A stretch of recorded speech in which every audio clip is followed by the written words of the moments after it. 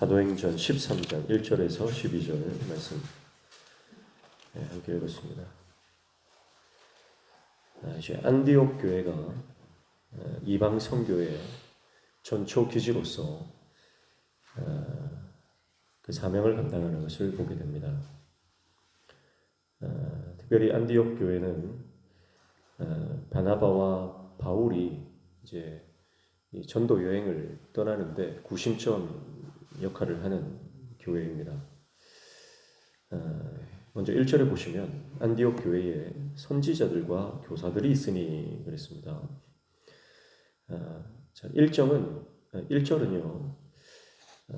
이제 이 사도행전에서 굉장히 전환점이 되는 그런 이제 구절이라고 볼 수가 있습니다.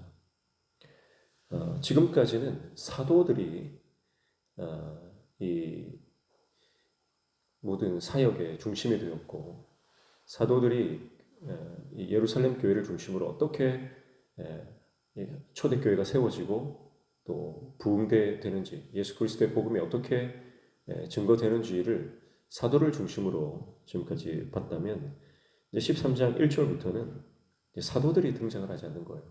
사도들이 이제 중점적인 역할에서 이제 주인공으로 등장하는 것이 아니라 선지자들과 교사들이 이제 이 안디옥 교회는 있습니다. 자, 그러니까 이제 새로운 리더십들이 등장을 하면서 이제 새로운 하나님의 사역이 펼쳐지는 것을 볼 수 있다. 그리고 그 중심에 누가 있습니까? 바로 바울이 있는 거죠. 그래서 1절 중반부터 보시면 곧 바나바와 니게르라 하는 시몬과 구레네 사람 루기오와 분봉왕 헤롯의 젖동생 마나인과 및 사울이라 이렇게 말씀합니다. 잘 알다시피 바나바가 이제 이 모든 그 사역의 그 중심, 이제 시작이었다고 본다면, 이제 이 사울이 이제 이 13장부터는 사울이 이제 바울로 불리게 되는 분기점이죠. 이 바울이 이제 이 사역의 중심적인 역할을 하게 됩니다. 그런데 이 안디옥 교회 안에 있는 구성원들을 보면요, 니게르라 하는 시몬이 있다. 자, 니게르라고 하는 시몬, 니게르라고 하는 것은 흑인을 말하는 거 아닙니까? 흑인은 당시 흑인들은 아마 대부분 좀 그 노예였든지 사회적으로 굉장히 하층민이었을 것입니다. 그런가 하면은 마지막에 보시면 분봉왕 헤롯의 첩동생 마나엔이라고 하는 인물도 등장합니다. 이 사람은 굉장히 혈통적으로 왕족이고 귀족이죠. 그러니까 지금 안디옥 교회 안에는요, 지금 신분의 차별이 없는 겁니다. 완전히 이 안에는 복음으로 어떤 계층에 있는 사람이든 어떤 부류의 사람이든 이 안에 들어와서 다 완전히 하나가 되었어요. 마치 용광로와 같은 교회입니다. 그럼 이것이 참된 복음적 교회의 모습인 것이죠. 그래서 어떤 사람이 교회 안에 들어와도 이 구성원으로서 받아들여지고 뿐만 아니라 교회의 중요한 직책까지 맡을 수 있는, 그것이 바로 안디옥 교회이고 그것이 바로 복음적 교회의 모습이다라고 하는 것입니다. 자, 이런 교회이기 때문에 하나님께서 얼마나 기뻐하시고 또 강력하게 들어쓰시겠습니까? 2절에 보시면 주를 섬겨 금식할 때에 성령이 이르시되 내가 불러 시키는 일을 위하여 바나바와 사울을 따로 세우라 하시니 3절에 이에 금식하며 기도하고 두 사람에게 안수하여 보내니라 그랬습니다. 특별히 안디옥 교회 성도들은요, 특징이 뭐냐면 금식을 한다는 거죠. 금식을 한다. 금식을 한다는 것은 이 안디옥 교회 성도들이 영적으로 굉장히 성숙한 신앙이다라고 하는 것을 보여줍니다. 그리고 어떤 문제가 있을 때 하나님 앞에 그냥 기도하는 것이 아니라 금식하며 기도하면서 하나님의 뜻을 구한다. 이것은 하나님께 목숨을 건다는 거죠. 금식한다는 것은 내가 먹을 것을 끊고 내 생명이 주님께 있습니다. 내 삶이 주님께 있습니다. 주님 뜻에 순종하기 위해서 나는 목숨까지 바치겠습니다. 그런 각오 아닙니까? 그래서 금식하면서 하나님의 뜻을 구하는 교회. 이게 안디옥 교회의 모습입니다. 그러면서 순종하는 것이 바로 이 안디옥 교회의 가장 중요한 리더십이었던 바나바와 바울을 파송을 해버리는 거죠. 하나님이 파송이라고 하니까 그 말씀에 순종을 하는 것입니다. 그래서 안디옥 교회 모든 성도들은 하나님을 예배하고 또 금식하며 기도하는 가운데 성령의 음성을 듣고 그 음성에 민감하게 반응하면서 순종하는 모습이었다라고 하는 것을 볼 수가 있습니다. 사랑하는 성도 여러분, 오늘 우리 교회도 이런 안디옥 교회와 같은 하나님 앞에 깨어있는 교회, 또 기도하는 것에, 또 하나님 앞에 순종하는 것에 목숨 거는 교회 되기를 축복합니다. 그렇게 우리가 주님 앞에 목숨을 걸고 주님의 사명을 감당할 때 하나님은 우리를 통해서 놀라운 선교의 역사와 부흥의 역사를 일으켜 주신다라고 하는 것이죠. 그렇게 안디옥 교회로부터 파송을 받은 바울과 바나바, 이제 세계 이 바울의 전도 여행, 1차 전도 여행이 시작되는 것입니다. 자, 그래서 4절과 5절에 보면 두 사람이 성령의 보내심을 받아 실루기아에 내려가 거기서 배 타고 구브로에 가서 살라미에 이르러 하나님의 말씀을 유대인의 회당 여러 회당에서 전할세 요한을 수행원으로 두었더라. 이렇게 말씀합니다. 그래서 바울과 바나바가 안디옥 교회에서 파송을 받았는데 4절에는 성령의 보내심을 받았다 그렇게 말씀하죠. 그러니까 근본적으로 바울을 파송하신 분이 누구라는 거예요? 성령 하나님이시라는 겁니다. 교회로부터 파송을 받았지만 교회로부터 파송하게 하신 주체가 누구냐? 성령 하나님. 여러분, 그러니까 우리가 내가 이 사명 감당하는 것이 교회가 세워졌으니까 내가 뭐 장로가 되고 교회에서 내가 투표를 해서 내가 당선이 됐으니까 권사가 되고 집사가 되는 것이 아니라 여러분 성령께서 교회를 통해서 역사하셨다. 그러니까 바울이 흔들리지 않는 이유가 뭐예요? 성령이 나를 보내셨다는 거예요. 교회가 분명히 나를 파송했지만 그것은 보여지는 형태일 뿐이고 궁극적으로는 하나님의 사역이라는 것입니다. 여러분 이 사명감을 가지고 있어야 이 소명감을 가지고 있어야 우리가 흔들리지 않는 것입니다.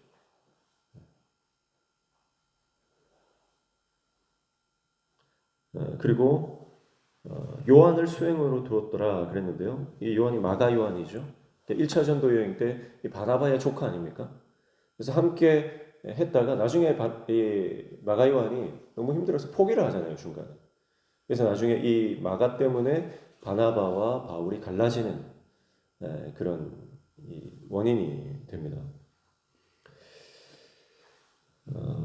수행원으로서 휘페테레스라고 하는데 하인, 관리, 조수, 조력자 뭐 이런 의미입니다. 그러니까 이 삼촌인 바나바를 따라서 그들을 잘 돕는 그런 역할로서 이 마가 요한이 동행을 하게 됩니다. 그러나 젊은 청년 마가는 이 위대한 여정에 참여는 했지만 그러나 이것이 얼마나 귀한 사역인지는 사실 잘 깨닫지는 못했던 것 같아요. 그래서 중간에 포기하는 것이죠. 그러나 이 사역에 참여했다는 것만으로도요. 중간에 포기하긴 했어도 마가는 이후에 다시 귀한 하나님의 사명을 감당하는 모습을 우리는 뒤쪽에서 보게 됩니다. 자, 어쨌든 바울과 바나바는 이제 전도 여행을 하면서 회당을 중심으로 복음을 전했다 그렇게 말씀을 하고 있죠. 그래서 이 회당이라고 하는 것은 유대 신앙의 구심점입니다.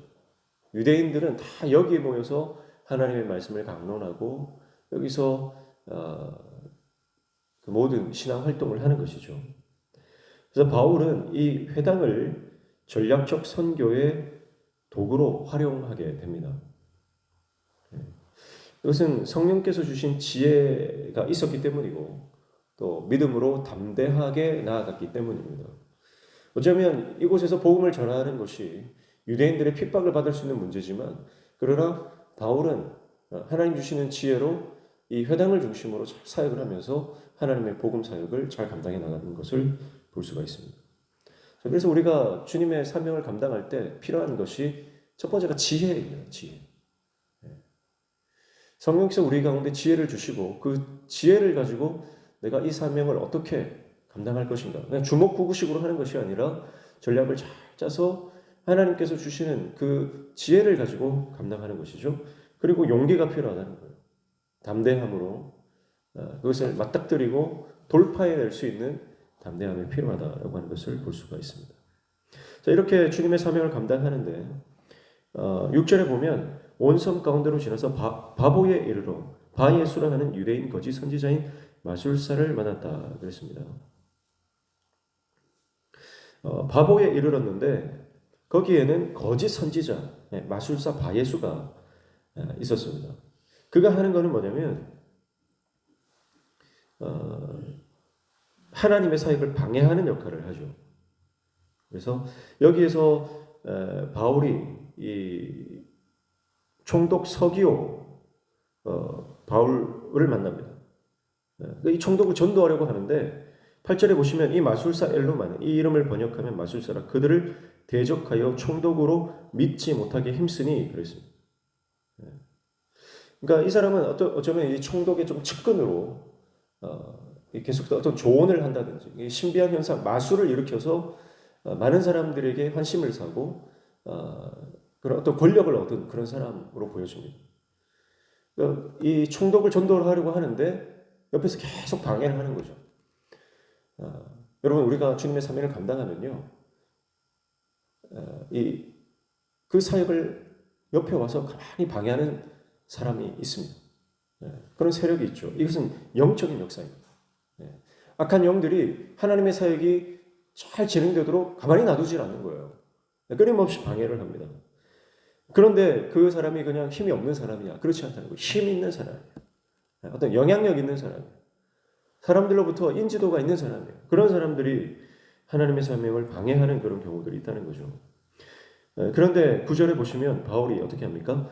바울이라고 하는 사울이 성령이 충만하여 그를 주목했다. 그렇게 말씀합니다. 주목했다. 여기서 주목했다라고 하는 것은 강렬한 눈빛으로 그를 노려보는 것입니다. 그러니까 이것은 단순히 쳐다보는 게 아니라 그 사람을 영적으로 대적하는 그런 모습을 보여주는 것입니다. 자, 굉장히 권력 있는 사람입니다. 힘이 있는 사람입니다. 이 사람 한마디면 사도 바울이 그 일행이 복음 전도하는데 굉장히 큰 어려움을 겪을 수도 있는 사람입니다. 그래서 어쩌면 피할 수도 있는 문제입니다. 그런데 사도 바울은 그를 피하지 않고 노려보는 겁니다. 주목하여 보는 것입니다. 그러면서 뭐라고 합니까? 10절에 이르되 모든 거짓과 악행이 가득한 자요 마귀의 자식이요 모든 의의 원수요 주의 바른 길을 굽게 하기를 그치지 아니하겠느냐 그렇게 말씀합니다. 그 안에 있는 실체를 정확하게 보는 거죠. 자, 여러분, 이것은요 성령 충만한 자의 이 모습이라고 볼 수 있습니다. 성령 충만한 자의 담대함입니다. 그러니까 성령께서 그 안에 충만하니까 바울이 그 안에 있는 실체를 보죠. 그 안에 있는 악한 영들이 있다. 그리고 악한 영들의 본질은 뭐예요? 악한 영들의 본질은 무서운 게 아닙니다. 두려운 게 아닙니다. 악한 영의 본질은 더러운 것입니다. 여러 번 말씀드렸습니다. 귀신은 더러운 존재입니다. 그래서 내 안에 성령이 충만하면요, 귀신이 두렵지 않습니다. 악한 영들이 두렵지 않은 거예요. 더러운 존재이기 때문에 그를 향해 선포하는 겁니다. 너는 더러운 악행이 가득한 자다. 그러면서 너는 맹인이 될 것이다. 그렇게 11절에 선포하는 것이죠. 그리고 바울의 이 선포대로 그는 눈이 멀게 됩니다. 11절 보시면 보라 이제 주의 손이 내 위에 있으니 내가 맹인이 되어 얼마 동안 해를 보지 못하리라 하니 즉시 안개와 어둠이 그를 덮어 인도할 사람을 두루 구하는지라 그랬습니다. 그래서 바울이 그에게 선언했을 때 하나님께서 즉시 그의 눈을 멀게 하셨다. 기적이 일어난 것이죠. 역사가 일어난 것이죠. 악한 영이 묶임을 받고 결박되어지는 역사가 일어난 것이죠. 여러분, 이것이 성령의 역사인 줄로 믿습니다. 오늘 저와 여러분 안에 성령의 강력한 임재가 있을 때, 기름 부으심이 있을 때, 성령으로 우리가 충만할 때 여러분 우리의 기도를 통해 악한 영들이 떠나가는 역사가 일어나게 될 줄 믿습니다. 그래서 우리 자녀들을 향해서 이 악한 영들을 대적하면서 기도하시고요. 우리 가정을 향해서 우리 가정을 계속해서 괴롭히고 하나님 나라가 세워지지 못하도록 방해하는 모든 어둠의 세력들을 향해서 선포하고 기도하십시오. 성령이 역사하실 줄 믿습니다. 그래서 12절 보시면 이에 총독이 그렇게 된 것을 보고 믿으며 주의 가르치심을 놀랍게 여기니라. 여러분 이게 어떤 역사예요? 영적 반전의 역사예요. 그러니까 방해하던 세력, 이 강력한 어떤 악한 영의 세력이 오히려 하나님의 역사가 일어날 때 총독이 즉시로 그 바울의 말씀을 믿고 복음을 믿게 되는 역사가 되는. 그래서 여러분 우리가 때때로 우리가 사역을 할 때 나를 정말 방해하는 세력이 있잖아요. 방해하는 사람이 있잖아요. 그러나 우리가 그것을 인간적으로 대처하지 않고 영적으로 대처하고 말씀으로 대처하고 기도로 대처할 때 오히려 방해하는 세력이 전도의 도구가 된다는 겁니다. 오늘 이 엘루마라고 하는 이 대적자, 마술사, 바예수 이 존재가 오히려 총독을 더 빨리 예수님을 믿게 하는 도구가 됐다는 거예요. 여러분 그러니까 우리가 인생에서 문제를 만날 때 그 문제가 오히려 하나님의 은혜의 도구가 된다. 우리 인생에서 내가 정말 이것만 없으면 좋겠다. 어떤 관계의 문제, 질병의 문제, 여러 가지 재정의 문제라든지 여러 가지 우리 인생에 문제가 있을 수 있어요. 이것이 정말 나를 괴롭히는데 그러나 여러분 우리가 이것을 믿음으로 반응하고 하나님의 성령의 음성에 민감하게 우리가 반응할 때 영적으로 반응할 때 여러분 오히려 나를 정말 괴롭히던 그 문제가 하나님의 영광을 드러내는 도구가 되는 줄로 믿습니다. 그게 성령의 역사예요.